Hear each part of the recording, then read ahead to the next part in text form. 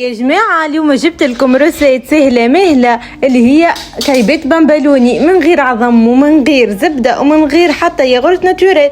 سهلة مهلة. تحبوا تعرفوا كيفاش؟ هيا بينا. أول حاجة حطيت شوية فارينة، عليهم خميرة خبز، شوية سكر وشوية ملح، ومن بعد خلطهم الكل مع بعضهم. زدت عليهم شوية ماء دافي وزدت عليهم شوية زيت زيتونة وخلطهم بالبابل. وانتم عينكم ميزانكم، ابداو زيدوا بشوية بشوية الماء اللي انت تحصلوا على التكستور هذه، ابداو حركوا فيها كيما قاعدين تشوفوا في الفيديو اللي تولي لكم سوب العجينه. من بعد حطوا عليها شويه زيت زيتونه وخليوها من با 30 مينوت. من بعد شكلوا كعيبات البمبلوني واقليوهم في زيت سخون، وهكا يكونوا عندكم ابن كعيبات بمبلوني جاو خفاف يا مينتي على البنه. راهي بنه بنه بنه مش عاديه، اون بلوس اهم حاجه اللي هي خفيفه.